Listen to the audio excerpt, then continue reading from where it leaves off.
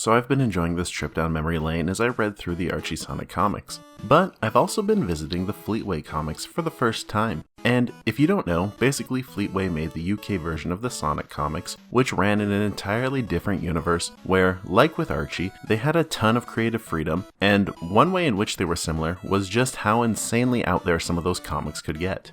So, although I'm going to aim for monthly releases of my videos, I've decided that on occasion I'm going to make these shorter videos like this one here, just covering some of the weird stuff that was either done in Archie or in the Fleetway comics. Overall, I just want to touch upon things that are bizarre that I typically wouldn't touch on in a regular video because either it's a topic that's too short for a regular monthly upload, or I just don't think that it has enough legs to stand as something being around 10 minutes or longer. And so I think I've picked out a pretty solid one here with a Fleetway comic that makes reference to the JFK assassination. So let me set the scene for you. Tails is flying around and he stumbles upon this unicorn who must have had a coupon declares because he's got so many piercings on him it's becoming slightly insane. He's being attacked by a group of badniks and Tails is pretty quick to jump into action, and as a result he manages to beat all of the badniks but ultimately finds himself being hugged by one who threatens to squash him. And it's only then that the unicorn uses magic to save Tails, which begs the question, if this unicorn can use magic, why didn't he use it before to save himself? But anyways, with the badniks defeated, this unicorn thanks Tails and introduces himself as Forelock, a traveler from not around these parts with special abilities such as the magic he had just used. As a thanks, Forelock offers to grant Tails a wish, and Tails actually has a pretty decent idea, which is that he wants Mobius to be free of Robotnik.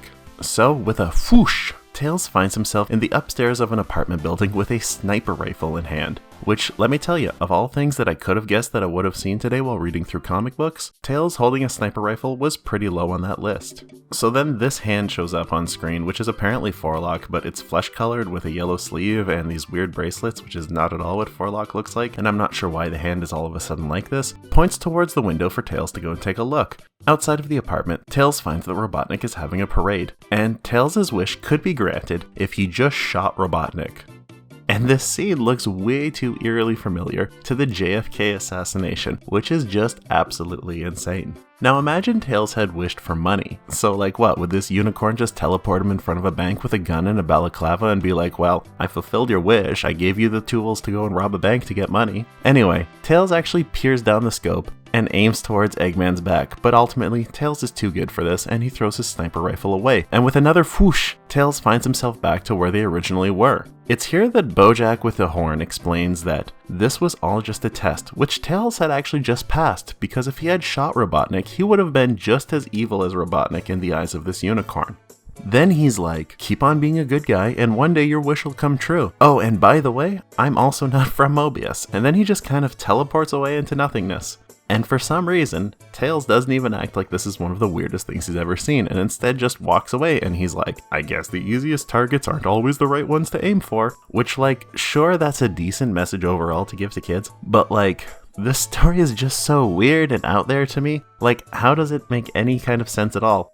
First of all, this unicorn, who has magic, didn't even grant any wish at all. Like, imagine if we went back to the robbery and Tails decided not to rob a bank. Would the unicorn just be like, well, you passed my test?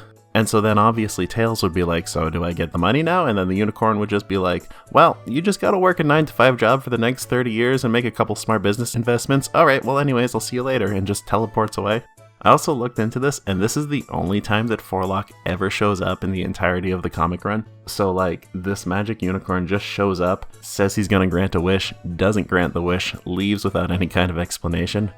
But yeah, basically, that's the story of how Tails saved a unicorn, almost became an assassin, and then didn't actually get his wish granted to him. Let me know if you enjoy these shorter kind of looks into the weirder kind of funny Sonic stories from either Fleetway or Archie, and if you have any that you'd like me to talk about, let me know, because I think the weird stuff is always fun to look into. Also keep your eye open for the end of the month, where my next Archie Sonic history video comes out. I think it's on a pretty fun topic, and I'm really looking forward to sharing it with everyone. If you haven't already subscribed, liked, and done all that junk, it helps a ton, but also I'm not your boss, so do whatever you want to do. I won't judge you.